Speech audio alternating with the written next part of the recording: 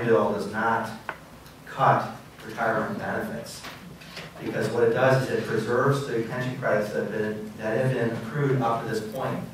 What we as a state cannot do is fulfill a promise for decades into the future. So when you have teachers and just the general public that's living significantly longer, things like the 3% compounded COLA start to add up significantly. The second would be making sure that we make the payments. And then third, it has to be affordable. We have to be making payments at a level at which the state can afford it. I voted for the tax increase when it happened because I thought it had to be part of the solution.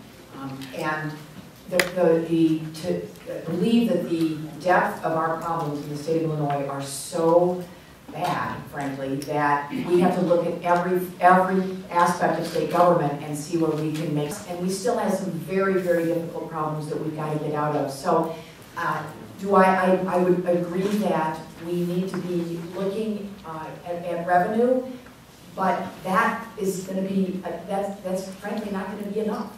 How can we justify increasing taxes on private sector retirees to pay for public pensions that are considerably higher than the ones they receive? Who has what?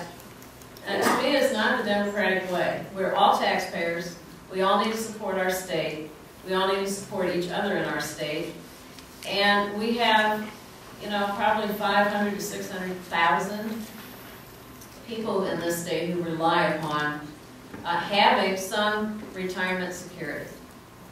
And, you hear about the large pensions, but there are thousands of people who are living way below the Social Security level.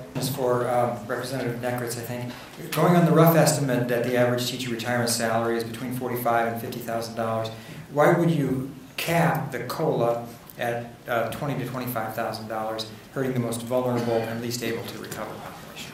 The unfortunate reality is $100 billion hole is a big hole to dig out of for the state of Illinois, so that's one. The second is that and I was interested to hear Tom mention that the average Social Security benefit is $22,000. The number I've seen is that the average Social Security benefit is $14,000. And a traditional defined benefit plan, a quality union defined benefit plan in the private sector has no COLA. So for most folks, the only COLA they get is on that Social Security portion, which the $25,000 number that is in the proposal that I put forward is almost double that.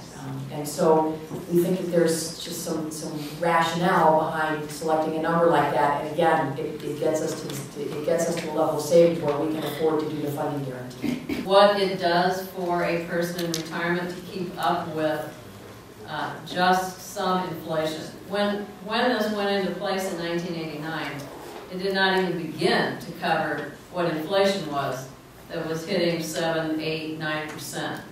It was arbitrarily decided to use the 3% compounded to equalize throughout the years when inflation might go way high and other times it was low.